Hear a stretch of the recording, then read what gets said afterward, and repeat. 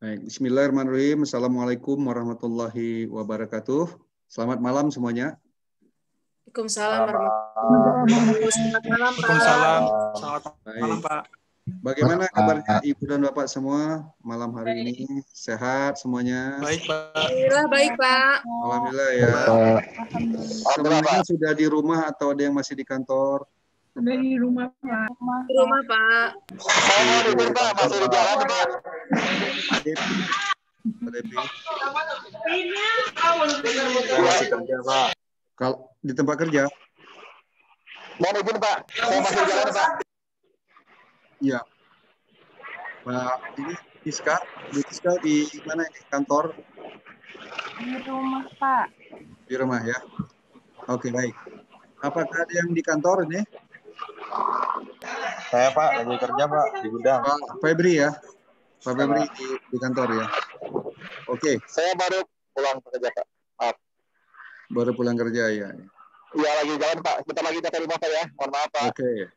Tapi sambil menyimak, Pak. Baik. Nah, itu salah satu kelebihan kita online ya Bapak sekalian. Nah, jadi ini tidak terbatas ruang. Nah, Ibu Bapak bisa sambil kerja ataupun sambil istirahat di rumah ya. Yang penting gitu. Pak Marcelino ya, sudah di rumah Pak Marcelino? Iya Pak, udah Pak. Sudah di rumah ya. Baik, kita lanjutkan pembahasan hari ini tentang green purchasing. Saya yakin sudah bisa dilihat screen saya. Iya Pak, sudah bisa lihat? Sudah, Pak. Sudah, Pak. Sudah ya? Bisa, Baik. Pak. Ibu Bapak, purchasing ataupun pembelian atau sistem yang lebih besar, procurement, merupakan salah satu aktivitas di inbound logistik gitu Pak sekalian ya. Nah, aktivitas inbound logistik itu ada banyak seperti mulai dari purchasing, kemudian order processing, kemudian termasuk juga transportation, material handling, inventory begitu ya. Dan information maintenance, itu semua adalah aktivitas di inbound logistik. Nah, kita akan diskusikan di pertemuan hari ini bagaimana kita melihat dulu tentang konsep dari purchasing yang tradisional, kemudian kita akan bandingkan dengan apa yang dimaksud dengan green purchasing, kemudian apa aktivitas-aktivitas yang dilakukan dalam rangka untuk mencapai dari green purchasing ini. Nah, itu kira-kira yang akan kita bahas pada hari ini tentang green purchasing ya. Kita mulai dulu, purchasing ini kan suatu istilah yang tidak asing. Artinya bagaimana kita melakukan aktivitas pembelian barang atau jasa yang akan digunakan untuk operasi perusahaan. Ya, jadi kita fokus ke pembelian barang dan jasa untuk operasi perusahaan. Nah, Ibu Bapak, ini saya mau tanya dulu aja lah Pak Febri ini. Pak Febri kerja di perusahaan apa? Saya lupa lagi nih. Saya di Tanihub, Pak.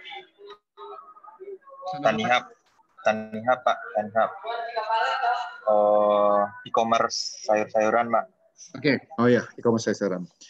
Nah, tentu sekali Pak Febri beli ya barang-barang sayur-sayuran itu, bukan produksi sendiri ya. Oh, beli Pak dari petani. Oke. Aktivitasnya kan aktivitas purchasing berarti ya, membeli. Ya, Pak. Nah, bukan hanya ya coba gini tuh, Pak Febri apa saja yang dibeli di Bapak di perusahaan? Sebutkan apa aja barangnya? Oh, sayur-sayuran, buah-buahan, rempah-rempah. Ya. Oh, barang-barang pokok groceries, beras, tepung gitu Pak. Oke. Selain itu tentu sekali Bapak juga ada beli barang-barang yang sifatnya supplies seperti kertas, ATK yang lainnya begitu ya. Mungkin juga ada beli juga barang-barang ya tentu sekali energi, listrik, dibeli jasa-jasa begitu ya. Ya Pak. Dibeli semua, di-purchase semua. Selain dari bahan baku utama, Pak Febri yang tadi dalam untuk proses produksinya ya. Kemudian juga mungkin beli jasa konsultan, dalam hal ini mungkin ada konsultan pajak, konsultan yang lain. Dan juga tentu sekali beli juga peralatan material handling. Ya Pak Febri ya. Pak. Ada Ya, Pak. material handling apa di sana? Ya paling di sini hand brake gitu-gitu sih Pak. Belum Forklift ada alat berat. Oh, ada di cabang kita di Cikarang, Pak. Forklift. Kalau di sini sih kecil gitu. Nah, tentu sekali ada rak-rak Pak Febri. Rak. Iya, ada.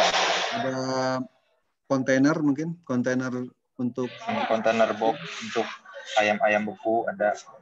Ya. Ada Pak. Oke.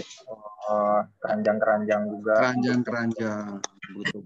Keranjang-keranjang dibeli semua. Baik. Nah, sekarang pertanyaan saya, menurut Pak Febri, apa yang dimaksud dengan purchasing? Pengadaan barang, Pak. Apa definisinya purchasing? Apa ya? Bahasanya ya. Aduh, saya sudah melangkai kata-kata ini. Kira-kira Pak Febri lah. Apa yang Pak Febri rasakan begitu ya, dirasakan sehari-hari kan membeli ini. Nah, itu apa? Menurut Pak Febri. Purchasing adalah ramalan gitu ya, dari hitungan pengadaan barang berdasarkan dari kebutuhan hari-hari sebelumnya, Pak. Oke. Baik. Terima kasih Pak Febri ya. Kita coba cek dulu teman-teman yang lain ini. Pak Marcel. Pak Marcel. Ya Pak. Coba menurut Pak Marcel di perusahaannya beli barang apa aja? Kebetulan saya di perusahaan itu Pak, transportasi. Ya, pasti ada yang dibeli untuk kegiatan transportasi. Kan Bapak berarti transporter ya? Iya, transporter. Apa namanya Pak transporternya? PT-nya? Ya. Nama PT. Sinar Sosro Translogistik. Nah, Sinar Sosro Translogistik. Oke. Alat transportasinya apa? Truk atau bagaimana? Trailer, wingbox. Sama itu wingbox, doang, Pak. Iya, wingbox, trailer kontainer gitu. Kontainer. Oke. Truk biasa nggak ada? Truk biasa ada. Engkel gitu. Yang engkel ada. Oke. Nah, tentu sekali Bapak dalam rangka untuk beroperasi itu pasti membelikan barang, beli barang gitu maksudnya. Nah, barang apa aja yang Bapak beli untuk beroperasi itu?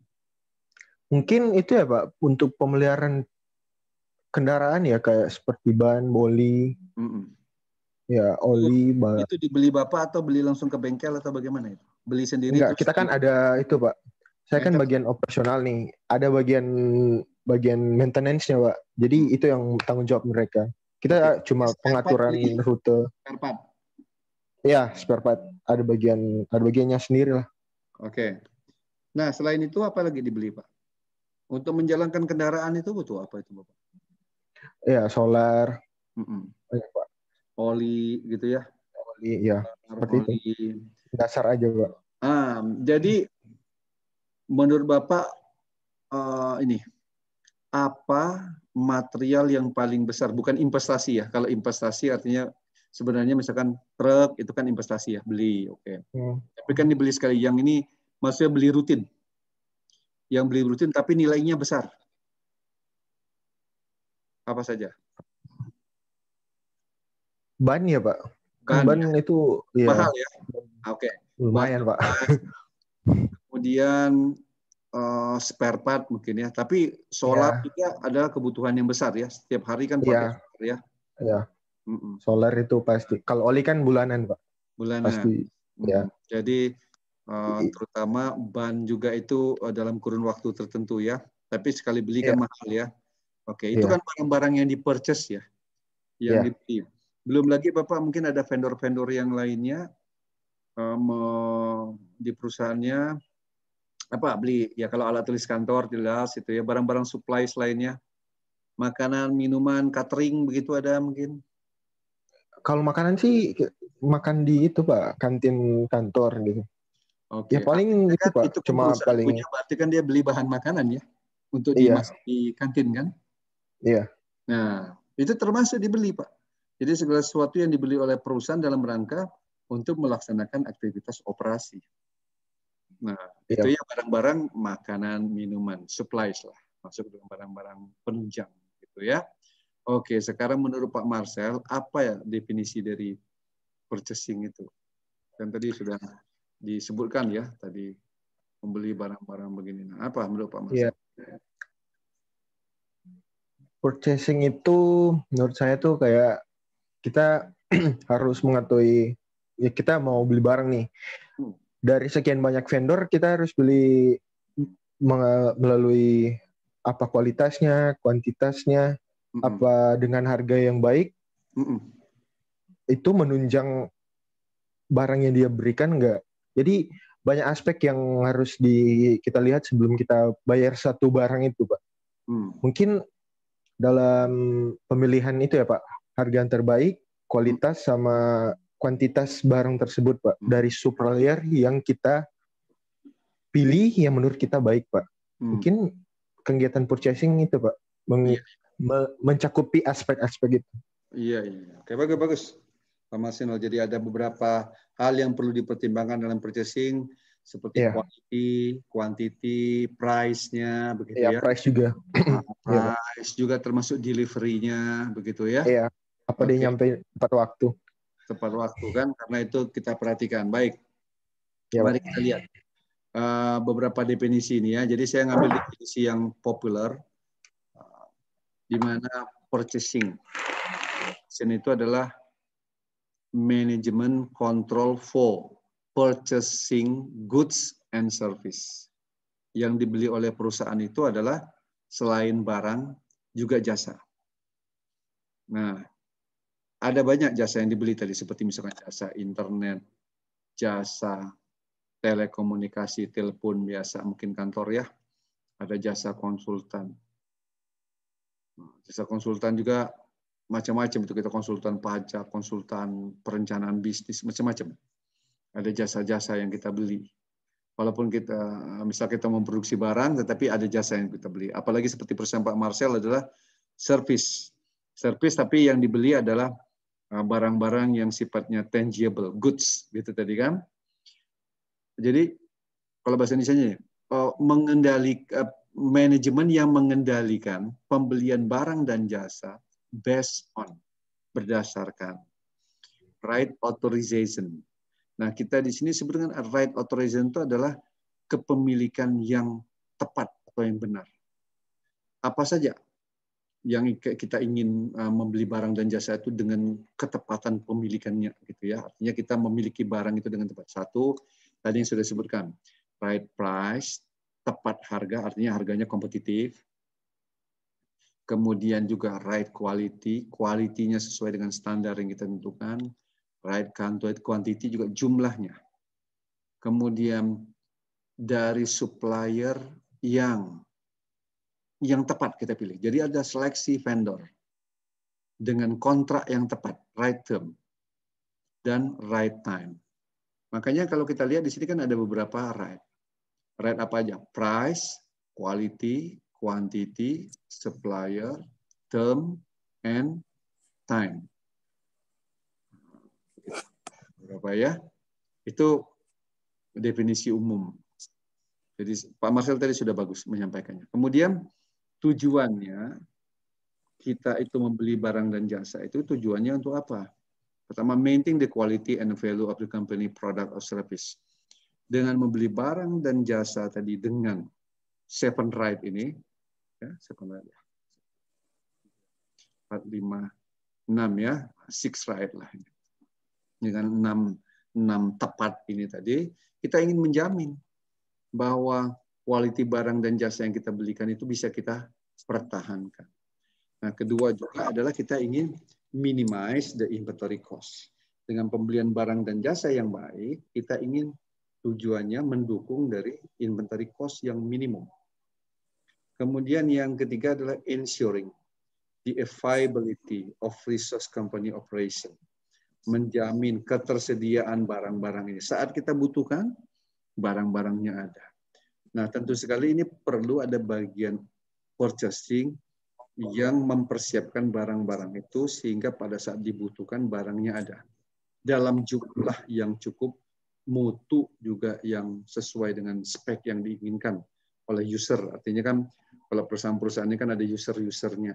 Ada bagian maintenance, ada bagian operasi, bagian marketing, bagian SDM. Itu user-usernya yang pesannya semuanya ke bagian purchasing.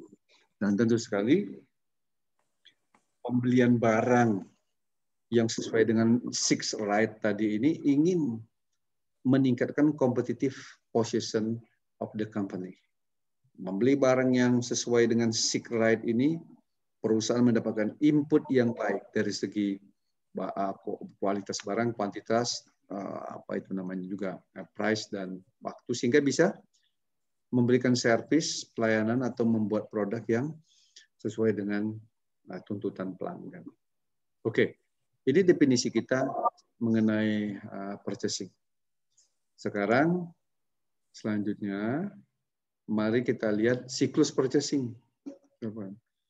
Purchasing itu dilakukan tentu sekali yang pertama harus ada demand, permintaan.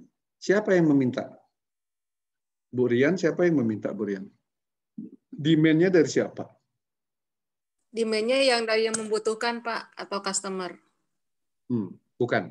Perusahaan tadi Pak Marcelino beli ban, beli spare part, beli oli, beli solar. Itu demand-nya dari mana? Permintaannya ya, Pak. Dari unit kerja, Pak.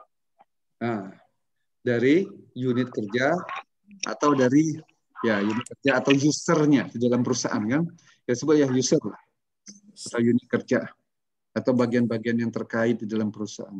Jadi masing-masing user dia akan order gitu ya ke bagian purchasing. Nah, coba saya ingin tanya nih ke Pak Depi. Pak Depi, Pak Depi. Iya, Pak. Pak Depi di bagian apa di PT POS? Di pemasaran, Pak. Pemasaran. Pak Depi ada butuh barang nggak?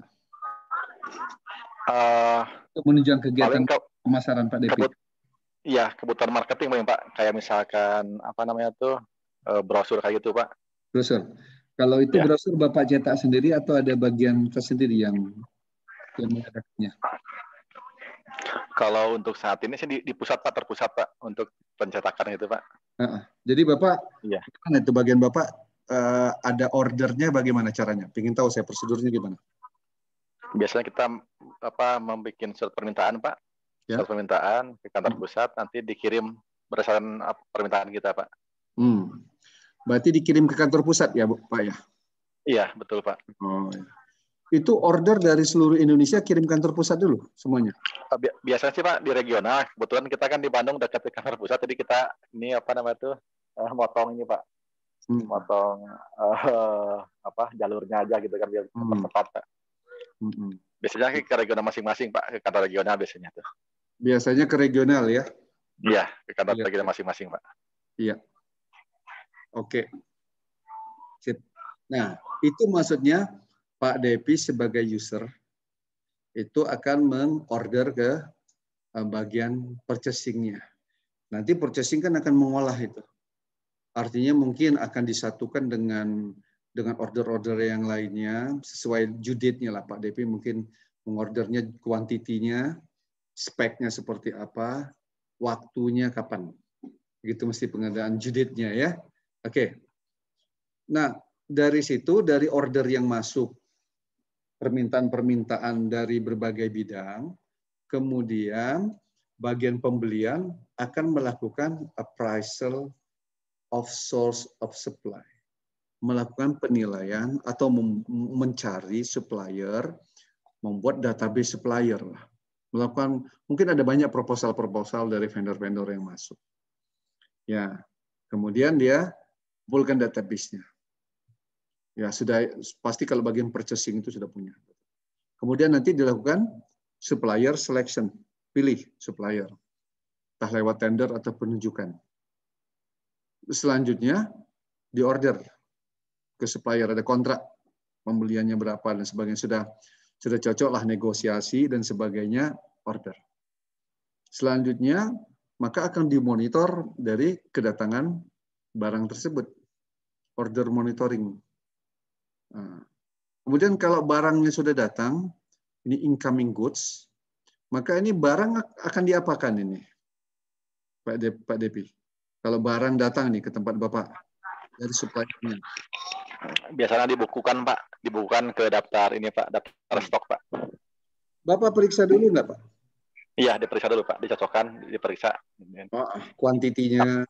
Ya, daftar pengantar sama kuantitinya, Pak. Kualitinya, begitu kan? Berusul-berusul kan dibuka dulu.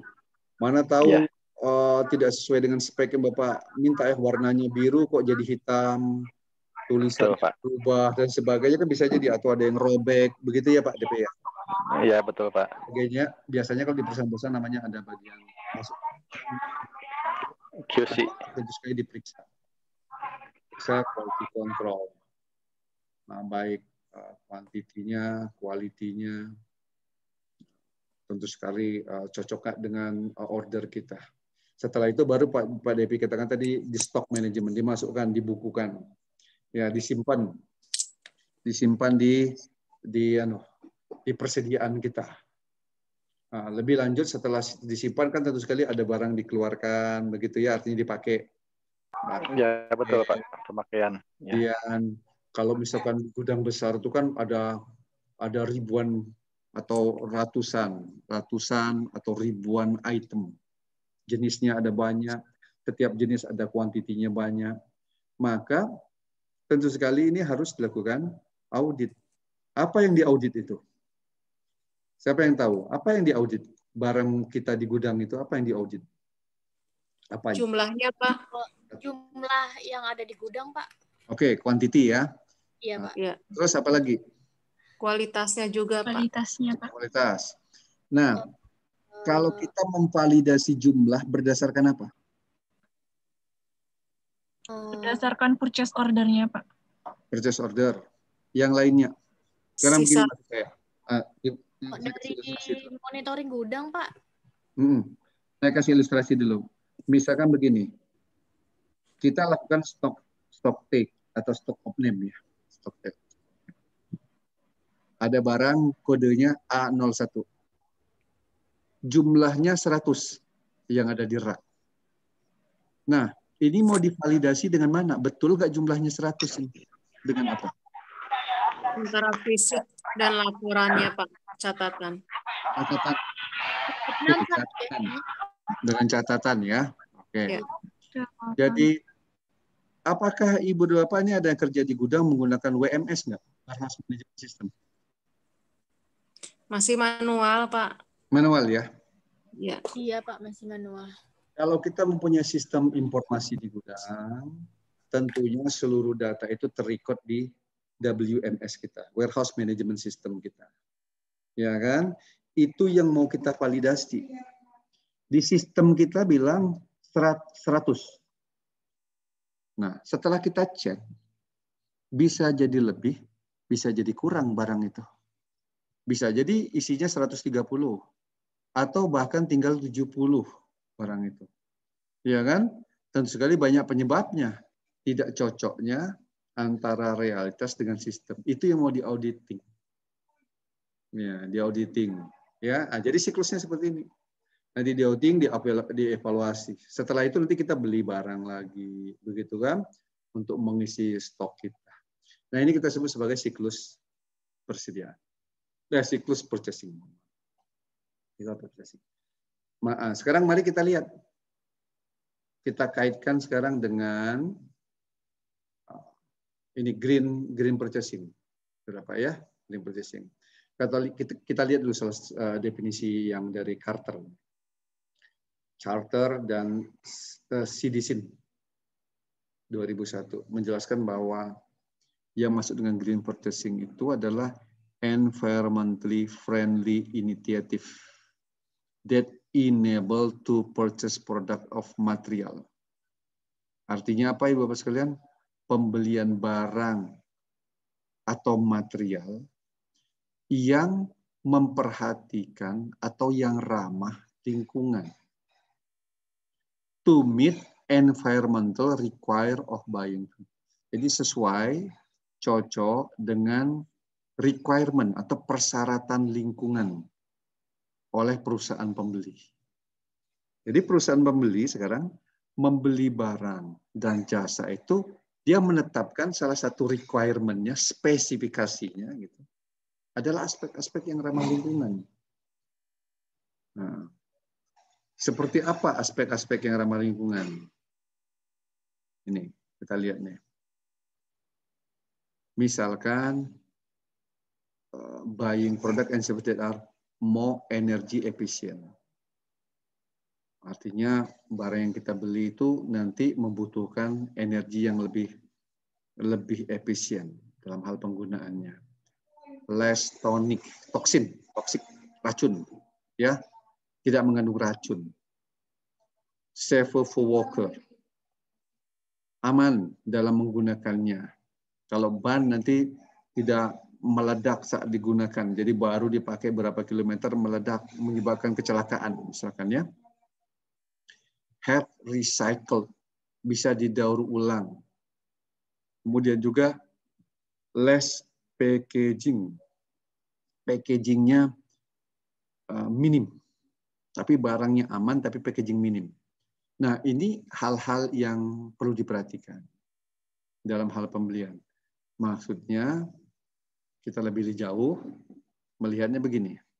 Secara eye-catching ini gambar ini menjelaskan adalah green purchasing itu adalah tadi kita kan dalam pembelian itu memperhatikan kalau saya mendefinisikannya tadi di atas itu kan ada SIC right atau disingkat di sini quality cost delivery. Sebenarnya selain quality ada quantity, ada contract, selain cost ada delivery and time. Begitu kan sebenarnya ada 6 ya.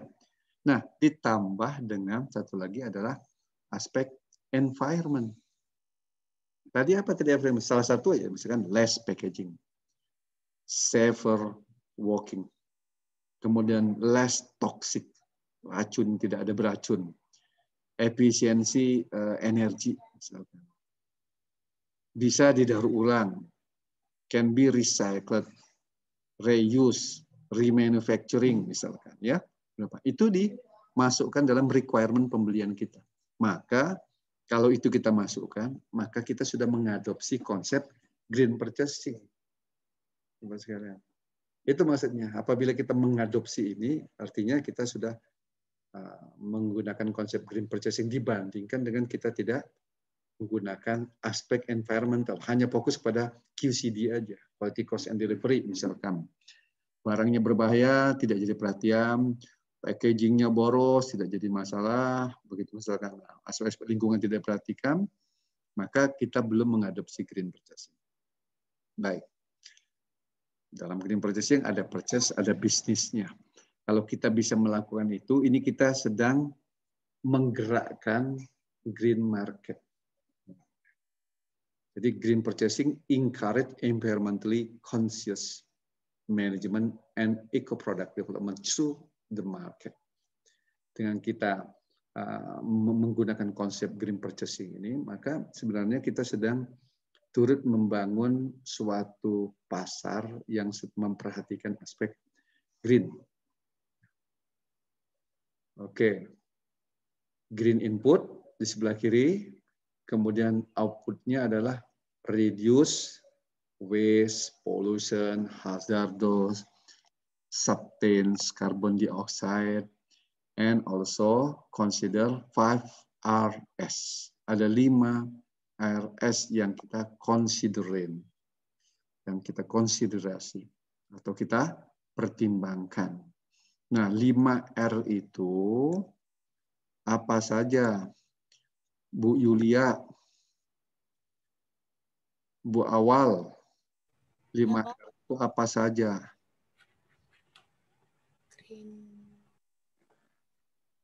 Bu Lia tahu, Bu Yulia, 5R itu apa aja? Ringkas, rapi, rajin. Ringkas, resik, rapi, rajin. Resik gitu ya. Resik tadi bersih ya? Bersih ya. Rawat, Pak. Rawat, Pak. Rawat, Pak. Iya benar. Apa? Rawon? Rawat, Pak. Rawat. Rawat. Rawat, Pak. Ringkas, rapi, resik, rawat, dan rajin. Oke, ini Ibu dan Bapak ini salah server nih. Iya, Pak. Salah server itu maksudnya gini. Itu adalah konsep yang lain. Ya. Konsep dalam hal Kaizen, ya.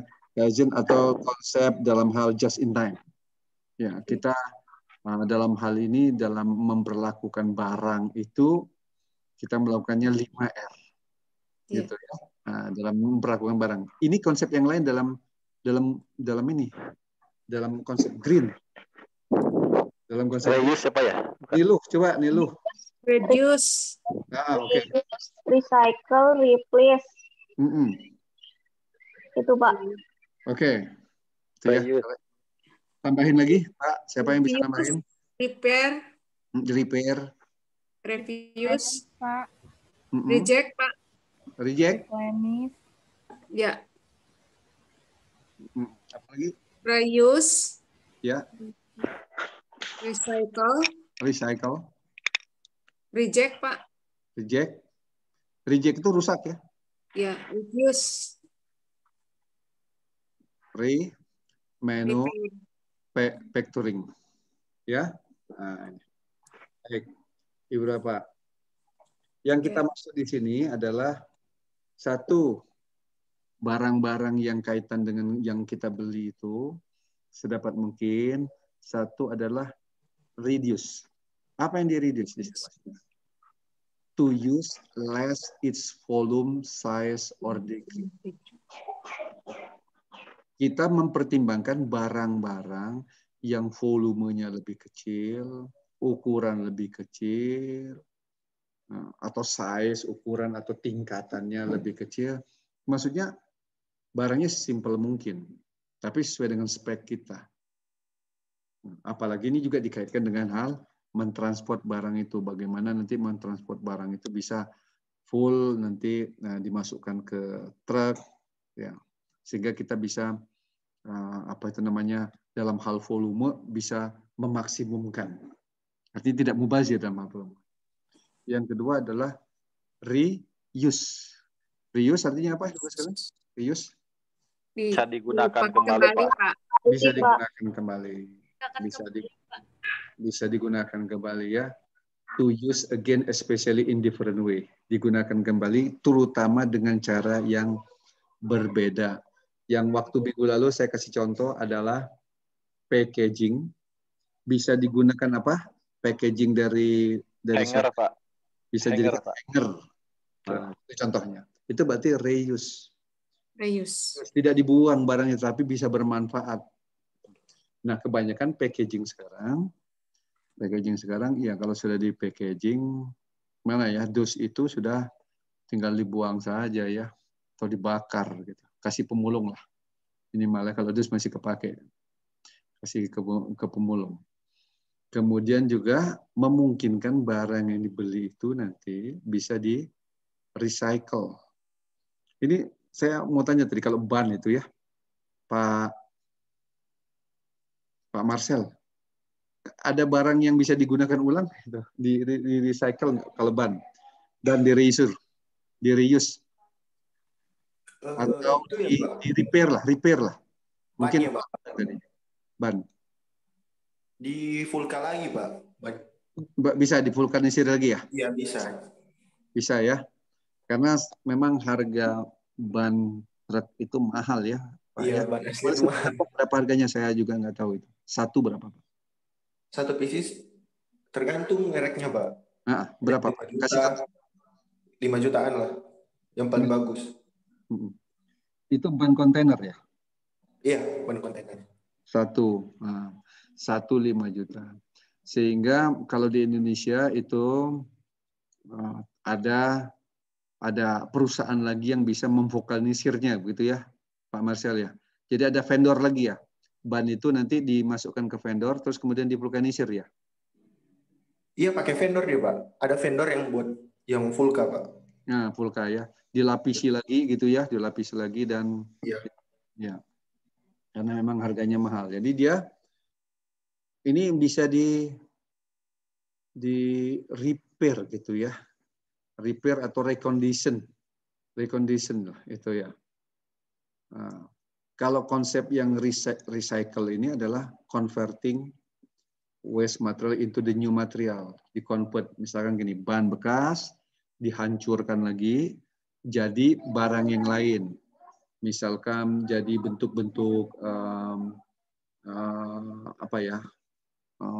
misalkan karpet plastik dan sebagainya dari bahan bekas semuanya. Atau ada peralatan atau kursi dan sebagainya dari bahan bekas, itu namanya dia di recycle. Ya. Kalau refuse, reject, return ini artinya ada barang-barang yang memang dikembalikan lagi ke perusahaan atau ke saluran distribusi untuk diperbaiki sebenarnya. Mungkin ada barang-barang yang reject, jadi di return gitu ya. Nah ini Bapak konsep dari 5R. Kalau kita membeli barang, ya kita memperhatikan ini kemungkinan ini apakah bisa. Gitu. Atau jadi kita memilih barang atau memilih vendor yang memungkinkan reduce packaging misalnya. Reuse, apakah mungkin bisa dipakai lagi, di recycle, reuse, dan sebagainya. Tuh, Bapak sekalian ya. Kita lihat ini. Ya ini suatu siklus saja menunjukkan bahwa dari kegiatan green purchasing itu nanti barang-barangnya bisa di-recycle dan seterusnya. Oke lah. Itu ya. Nah, dengan kata lain, kalau kita lihat konsep dari green purchasing ini atau green product ini adalah can be recycled, have a recycle content. Mungkin juga barang yang kita beli itu adalah dari barang-barang yang recycle gitu. Misalkan kita beli ban, ternyata ban ini juga hasil daur ulang. Nah, itu perlu kita perhatikan itu. Sudah masuk konsep green purchasing, asalkan tentu sekali memenuhi spek, artinya aspek keselamatan. Dan juga be energy efficient, menggunakan energi yang efisien. Emission reduction. Emisinya itu rendah. Emisi ini adalah gas-gas buangan yang dibuang ke udara. CO2, NO2, HOX, dan macam-macam. Reuse. Biodegradable. Nah, biodegradable itu terkait dengan apa itu? Kalau kita membeli barang, kan yang kita beli barang ya bukan hanya barang-barang yang sifatnya spare part, tadi ban dan sebagainya, tapi kita ada beli juga barang-barang yang lain-lainnya, alat tulis kantor, makanan dan sebagainya. Biodegradable ini artinya biodegradable, artinya Bu Anissa, tahu nggak Bu Anissa? Biodegradable.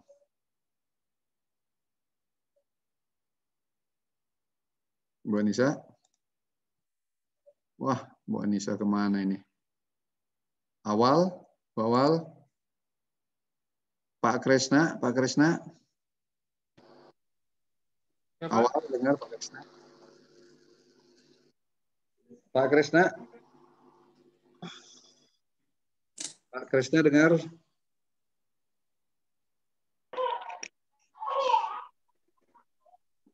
Pak Kresna? Bu Awal aja di Bu Awal. Awal Hajarul. Awal, Pak. Awal, Pak Awal. Halo, Pak. Ya, Pak. Ya, ayo. Biodegradable itu apa, Pak Awal? Itu limbah, Pak. Ya. Limbah bukan? Limbah. Limbah Baru yang saya bisa Ya, Pak Kresna, dihancurin, Pak. Barang yang merusak, Pak. Zat yang merusak. Pengurai ya Pak. barang yang Pak. halo? Pak. Bisa terurai ya Pak di alam. Nah, Yang sulit diurai, Pak. Biodegradable kemampuan untuk pengurai Pak. ulangi Pak Krisna apa? Ya maaf Pak. Ya, bisa dengar Pak? Iya, sudah. Nah, Ya, apa? biodegradable itu barang yang mudah terurai Pak ya? Ya, betul. Itu maksudnya. Kita mempertimbangkan barangnya yang mudah terurai dalam arti kata diurai oleh ini zat-zat Bakteri Pak ya? apa itu namanya? Mikroorganisme Pak. Ya, seperti kuman, bakteri dan sebagainya yang ada di tanah begitu atau di air itu. Jadi bisa menguraikan itu. Nah, ada barang-barang yang tidak bisa diuraikan oleh mikroorganisme. Nah, tepatnya mikroorganisme. Ya. Susah benar tadi mikroorganisme. Ya kan? Ada barang-barang kita. Nah, ini kalau sedapat mungkin kita menggunakan barang-barang yang bisa diuraikan oleh barang itu. Mempertimbangkan ke arah sana ya. Tapi tidak semua barang bisa biodegradable. Misalkan spare part, kemudian ban, itu kan tidak bisa diuraikan oleh mikroorganisme. Nah, tapi mungkin ada barang-barang yang lain yang bisa. Termasuk barang-barang organik ya. Kemudian environmental di green purchasing ini. Ini artinya kita mengupayakan hal-hal yang perlu kita perhatikan ini adalah yang terkait dengan packaging, recycle content, low energy, longer life, locally produced, dan low pollution. Pertimbangannya ya, Bu Anissa dengar nggak nih? Kalau Bu Anissa? Iya Pak. Apa? Habis dari toilet Pak. Bu Anissa, kenapa kita dalam membeli barang lebih mempertimbangkan locally produced? Kenapa pertimbangannya? Lebih memilih kalau barangnya setara, begitu ya. Lebih baik kita pilih yang locally dalam aspek green maksudnya. Kenapa?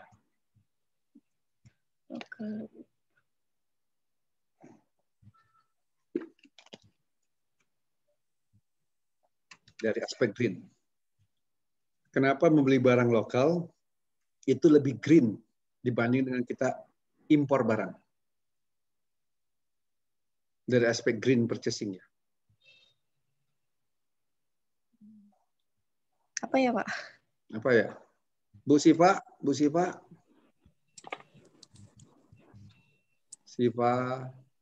Iya, Pak. Gimana, Bu Siva? Dabira dengar?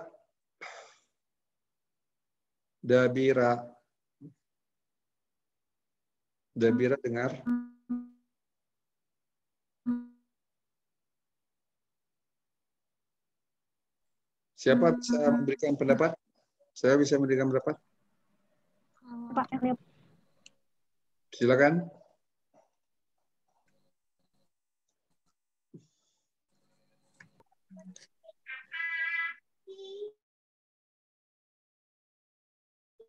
Kemut Pak.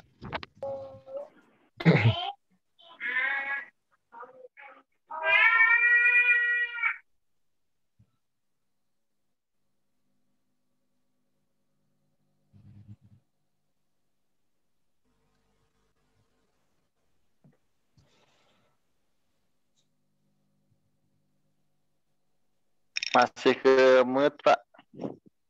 Ke mute Pak. Ya, mohon maaf. Pak Marcel? Ya Pak. Siapa yang bisa jawab? Kenapa locally produce itu lebih kita pertimbangkan dari yang import? Lebih cepat mungkin Pak ya? Oke. Itu segi cost juga Pak. Cost lebih murah juga. Ya, cost, waktu. Kalau yang lokal lebih cepat. Cost apa? Itu Pak. Terutama cost apa? Transportasi, Pak. Ya, transportasi cost ya. Artinya kita bisa saving environmental dalam hal transportasi. Ya, saving cost. Apalagi kalau dia berada di satu kawasan industri dengan kita kan. Betul nggak? Iya, kita Pak. kan bisa lebih saving environment. Ongkir. Ya, itu arahnya ke sana. Jadi efisiensi dalam hal transportasi. Yang penting setara barangnya ya, gitu maksudnya. Kemudian kita lanjutkan, ya Pak. Purchasing kriteria, ini ada green purchasing policy, product life cycle, comparison environment impact, dan environmental performance information. Nah, kita lihat satu persatu. Purchasing kriterianya, satu, green purchasing policy. Ini artinya kita memasukkan dalam pembelian barang itu, kita memasukkan pertimbangan dari aspek lingkungan. Kemudian product life cycle, emphasis penekanannya kepada eliminating or reduction potential risk to health and environment. Ini tujuannya, kita membeli barang itu sedapat mungkin mengeliminasi atau mereduksi potensi dari bisa merusak lingkungan atau kesehatan manusia. Direduksi itu. Kemudian aspek yang ketiga, life cycle ya. Oke, life cycle. Life cycle produk itu kita tahu dalam hal membeli barang ini kita memikirkan the aim of the green purchasing is minimize the harmful environmental impact of the product whole life cycle of start from the product design, pre-manufacturing, manufacturing, packaging, transportation, use and disposal. Ini jadi kita pertimbangkan membeli barang itu yang bisa meminimasi harmful for environmental, mulai dari kita itu merancang produk atau jasa kita. Itu sudah kita pertimbangkan itu. Artinya di bagian desain mempertimbangkan ini. Jadi kita membeli barang itu memang bisa meminimasi hal-hal yang tadi disebutkan. Kemudian kita comparison of environmental impact. Mempertimbangkan impact terhadap lingkungan, kemudian juga environmental performance information. Ini accurate dan meaningful information purchasing consideration. Artinya kita berbagi informasi ya tentang pembelian barang dan jasa itu mulai dari supplier sampai saluran distribusi. Nah, Ibu dan Bapak sekalian, bagian berikutnya adalah yang kita sebut sebagai kategoris. Kategoris of green purchasing strategy. Dalam membeli barang dan jasa ini, maka ada strategi yang kita gunakan. Begitu sekalian ya. Ini strateginya. Satu, strateginya terkait dengan green purchasing monitoring. Nah, Ibu Bapak, untuk kita membeli barang dan jasa agar sukses dalam hal implementasi terhadap green, ini ada dua strategi ya. Pertama, strateginya kita memonitor. Yang kedua, strateginya collaboration dengan pemasok. Yang monitor itu apa saja? Ya, ada mulai dari produk konten dan seterusnya. Kita bahas satu persatu. Yang monitor itu mulai dari satu. Yang kita monitor adalah product content requirement. Perusahaan punya requirement terhadap konten produk itu. Kok requirement-nya apa? Ya, utamanya adalah memperhatikan aspek-aspek atau atribut lingkungan. Jadi yang seperti yang tadi sudah disampaikan. To exclude certain toxic substance in supply component, juga termasuk racun-racun atau barang-barang yang berbahaya di dalam yang kita beli itu. Yang kedua, supplier environmental questionnaire. Kita dalam hal monitor ini ada suatu form isian atau questionnaire yang kita siapkan untuk mengetahui bagaimana informasi tentang supplier ini patuh atau compliant terhadap lingkungan. It means supplier must filling out the questionnaire, mengisi suatu questionnaire. Yang ketiga adalah product eco-labeling. Ini maksudnya produk-produknya memperhatikan aspek lingkungan. Buyer requires supplier to have the third party environmental certification. Artinya supplier kita atau vendor kita harus memiliki sertifikasi lingkungan atau dalam hal ini ISO 14000 series. Kemudian requiring supplier to development EMS, Environmental Management System. Nah, maksudnya supplier juga harus punya program yang disebut sebagai sistem manajemen lingkungan. Ya, ini kalau perusahaan-perusahaan Indonesia dalam rangka dia harus ekspor produknya ke luar negeri, itu harus memiliki ini. Tadi compliant terhadap aspek lingkungan seperti ISO series dan juga harus mempunyai program environmental management system. Itu. Jadi dari perusahaan-perusahaan di Eropa atau Amerika atau luar negeri yang lainnya mensyaratkan itu. Sehingga perusahaan-perusahaan dalam negeri itu harus memiliki hal ini. Compliant, kalau tidak bisa ekspor barangnya, tidak bisa diterima di sana. Kemudian supplier compliance auditing. Ini adalah bagaimana perusahaan yang membeli menjamin bahwa supplier itu memenuhi aspek lingkungan tadi di audit. Nah, Ibu dan Bapak, pertanyaannya begini. Kalau dalam praktik ya, kapan ya kita itu bisa menerapkan terutama yang kita mau audit suppliernya, kita bisa menetapkan persyaratan-persyaratan IMS, eco-labeling gitu. Jika bagaimana kondisinya? Jika kondisinya bagaimana? Memungkinkan hal itu kita lakukan terhadap supplier kita. Jika apa?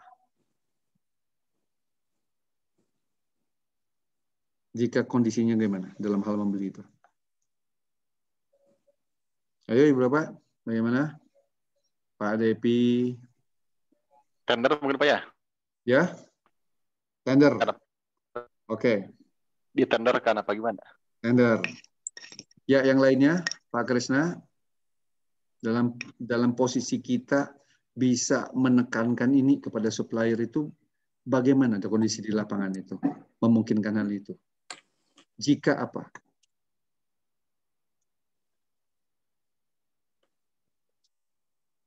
Diska, saya jawab.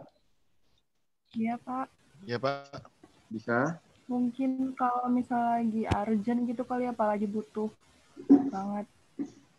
Siapa yang butuh banget? Kita, perusahaan kita sebagai yang order yang butuh banget. Perusahaannya gitu, Pak. Mungkin ini Pak, karena pemasoknya yang banyak mungkin Pak ya?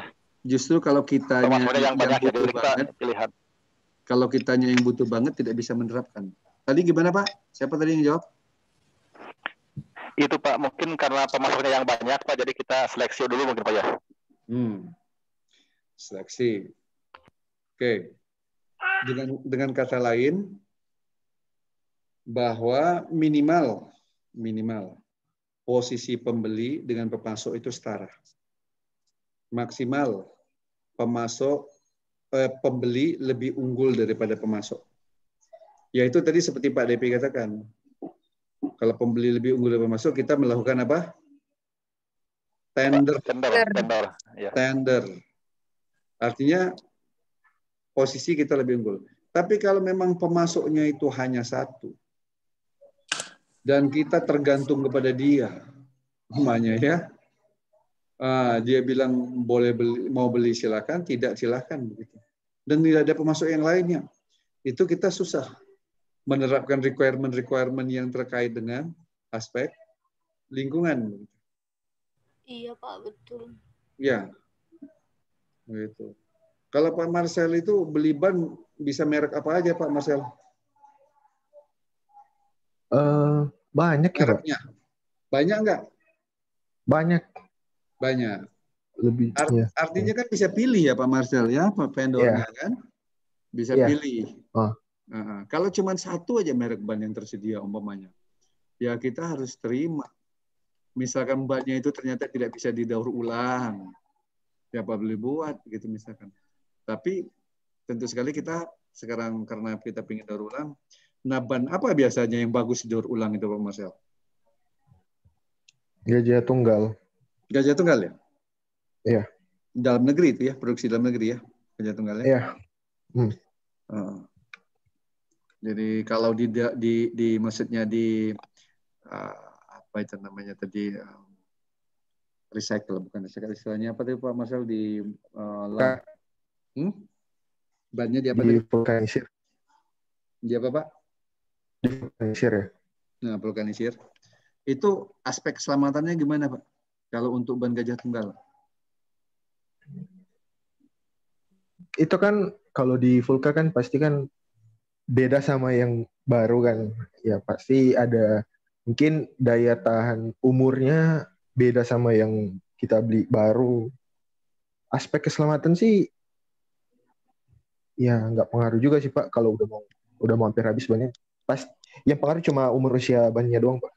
Ya, pengaruh pada ini ya, umur ya dibanding dengan ban baru ya. Iya, beda. Nah, kan pada tingkat ketipisan tertentu itu sudah harus divulka lagi begitu. Berapa kali bisa divulkanisir?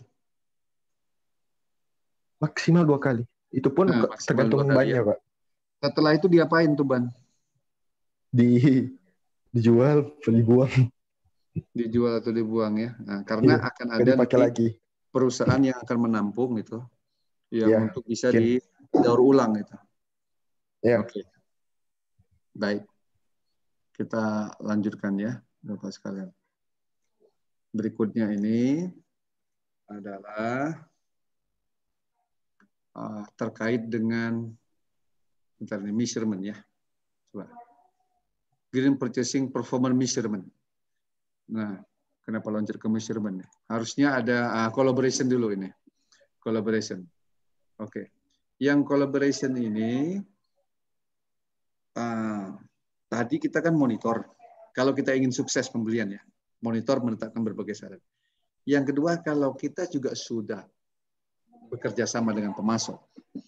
Nah, maknanya begini. Ini ada program dari perusahaan yang memungkinkan kita itu adalah collaboration dengan pemasok. Ya ada banyak ya perusahaan-perusahaan, misalkan perusahaan-perusahaan otomotif yang punya vendor untuk membuat spare part-nya, di mana perusahaan-perusahaan spare part ini adalah binaan dari pemasok, binaan dari perusahaan manufacturing itu.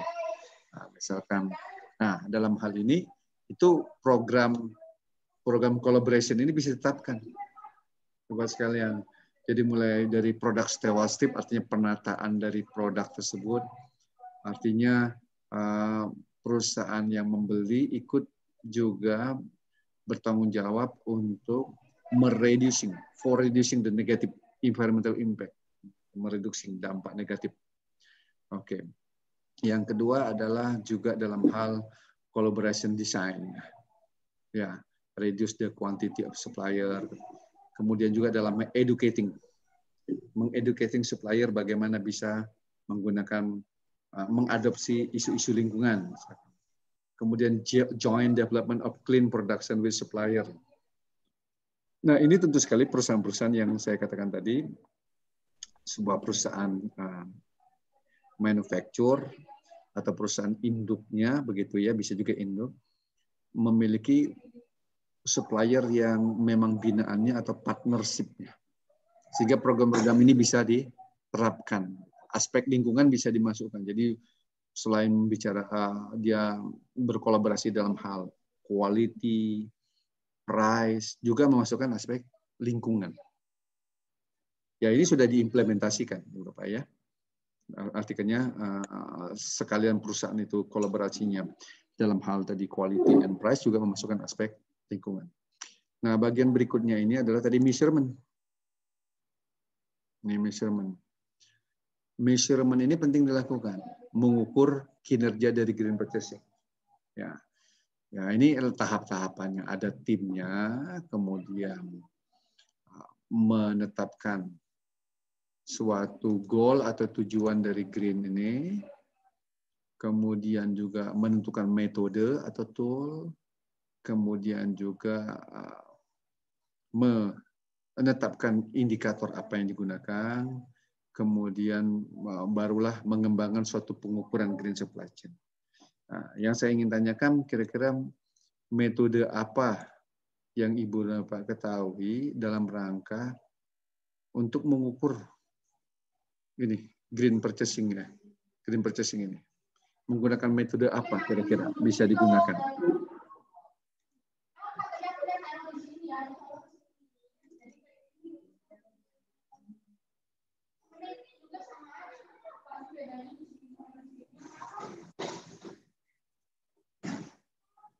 Ibu dan Bapak bisa dengar? Menggunakan metode apa kira-kira? Memungkinkan menggunakan metode apa?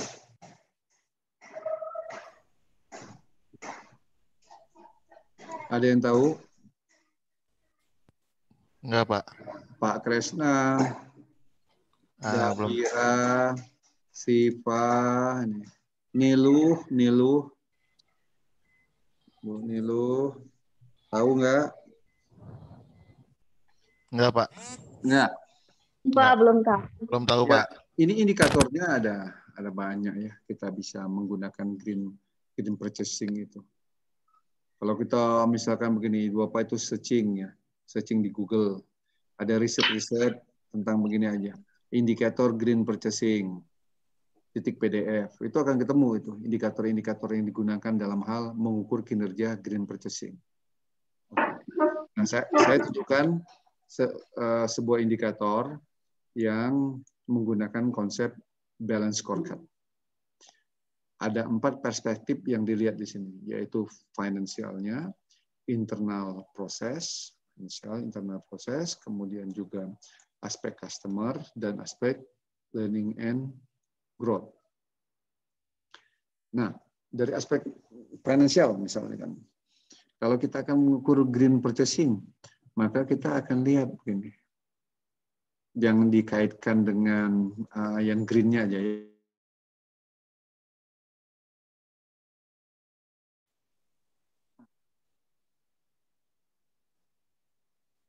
Pak, punten ini. Barusan ini. Bisa didengar suara saya, Pak? Terdengar? Bisa, Pak. Oke. Kita lihat ada 4 perspektif. Finance, internal process, learning growth, and customer. Kita lihat yang finance. Yang finance-nya saya ambil aspek green-nya. Itu misalkan disposal cost. Nah, tentu sekali ini misalkan kita akan mengukurnya kalau yang sederhananya, misalkan kita kasih skala 1 sampai 5. Disposal cost itu bagaimana perusahaan dalam hal ini, bagaimana persepsi kita, apakah perusahaan telah menerapkan dengan baik disposal cost misalkan. Angkanya 1 sampai 5. 5 itu sangat baik sekali, 4 baik, sangat baik, 3 apa itu namanya cukup aja gitu ya. Kalau misalkan 2 kurang baik dan 1 sangat tidak baik. Pokoknya kita punya kuesioner seperti itu. Kita bisa ukur bagaimana skala perusahaan menerapkan aspek-aspek ini.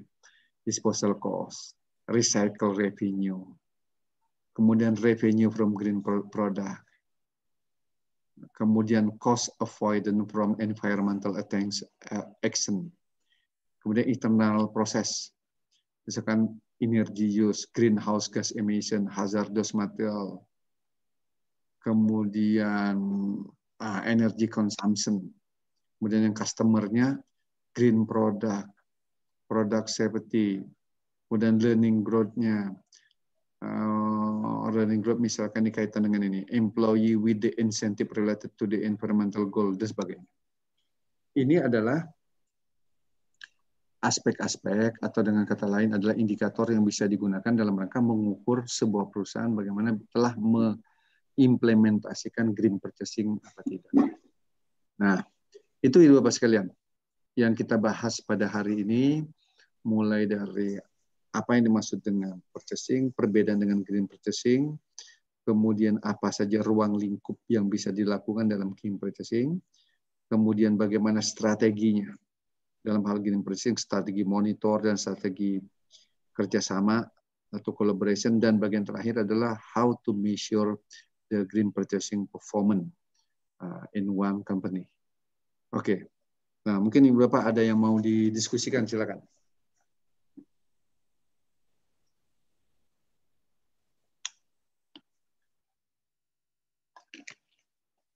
Silakan ada yang mau ditanya, Pak Kresna, mau didiskusikan. Bisa dijawab juga oleh teman-teman yang lainnya. Pak Depi, Pak Marcel, Pak Awal, Bu Niluh. Bu Niluh ini di mana? Niluh. Halo Pak, ya. Posisi di mana nih? Lagi di Bali Pak, Di Bali. Oh. di rumah. Ya, Kerjanya di mana nih Bu Niluh? Saya lupa lagi. di kantor pos Singaraja Pak. Kantor pos Singaraja ya? Iya.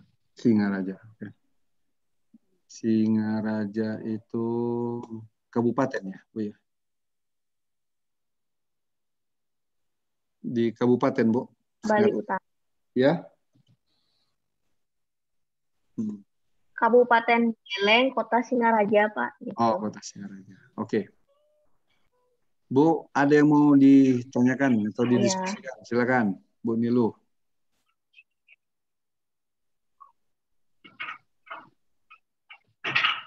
Paling itu tadi Pak yang indikator yang green purchasing itu saya masih kurang paham sih Pak. Jadi yang tadi Bapak jelasin itu kan ada yang ya ada yang finansial sama customer.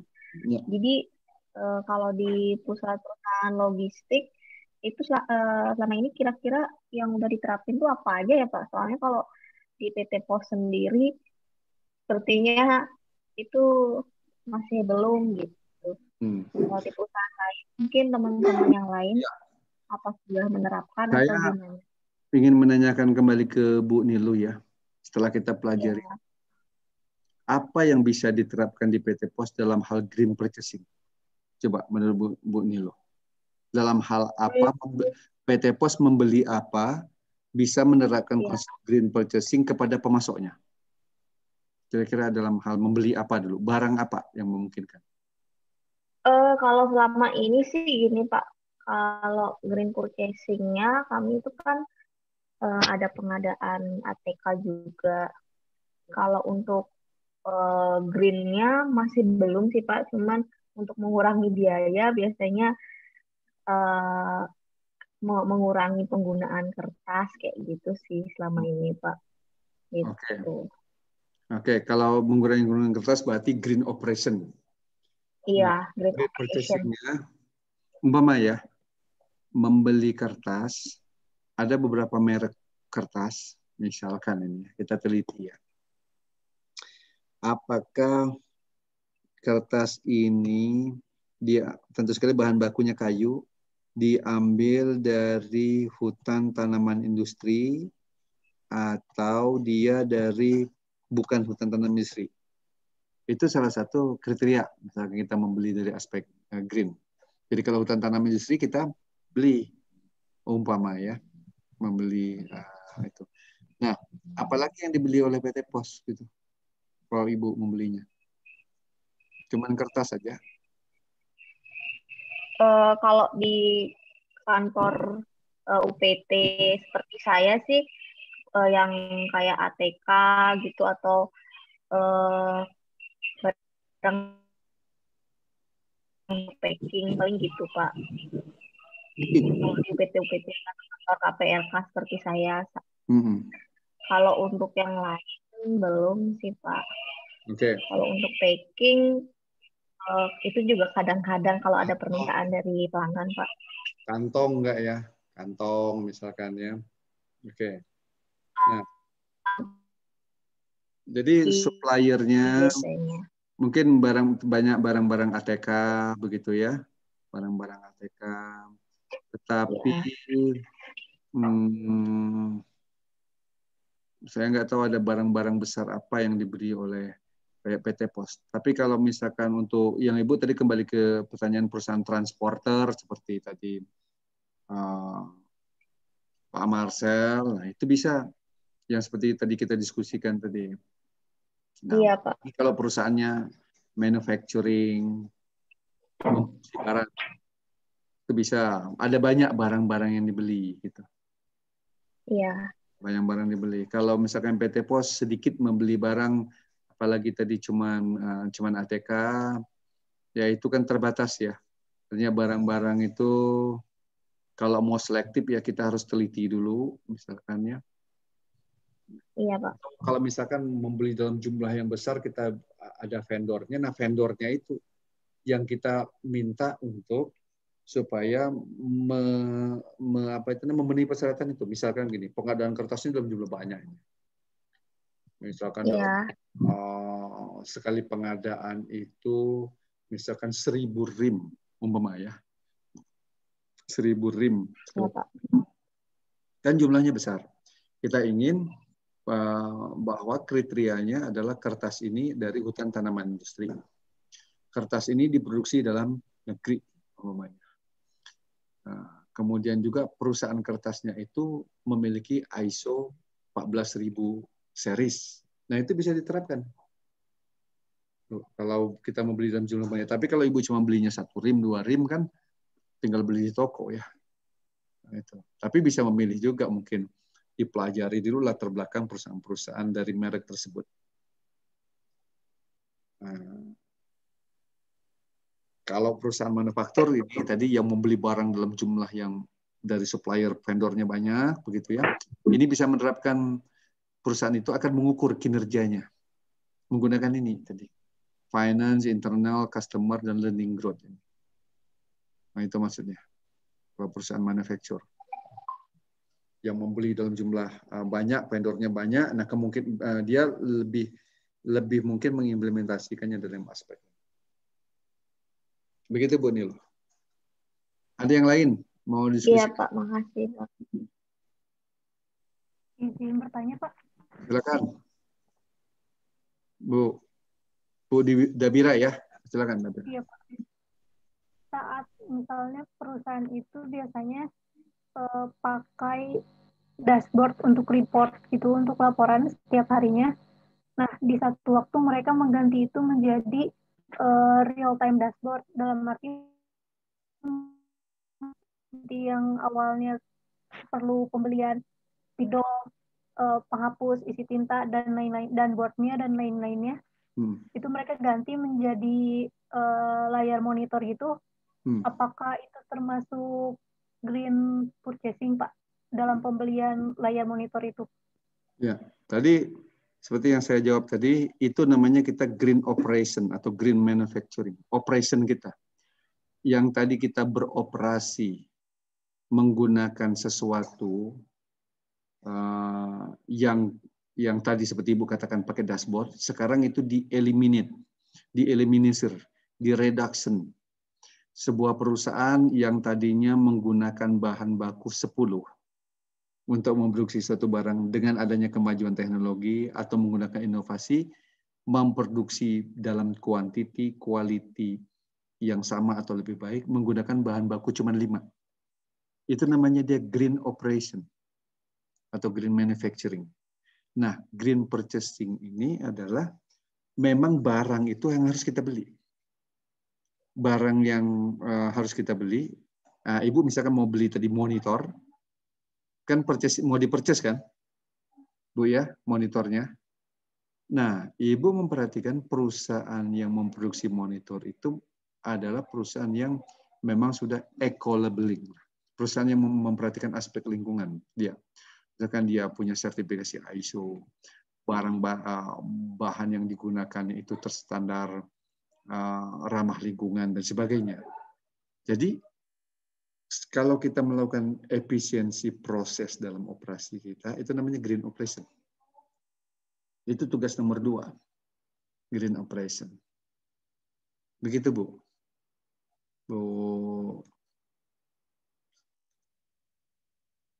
Siapa tadi nih? Bu Dabira ya? Bu Iya, Pak. Dabira ya? Baik, Pak, terima kasih. Di mana Bu Dabira nih posisi? Lokasinya? Sukabumi Pak, di rumah. Lokasinya? Daerah mana? Lagi di Sukabumi Pak, lagi di rumah. Oh, Sukabumi. Sip. Nah, Ibu dan Bapak sekalian, bagian akhir. Seperti yang saya sampaikan ini ya. Dengarkan ya. Bahwa ini tugas 30% dan tidak boleh mencontek dari temannya.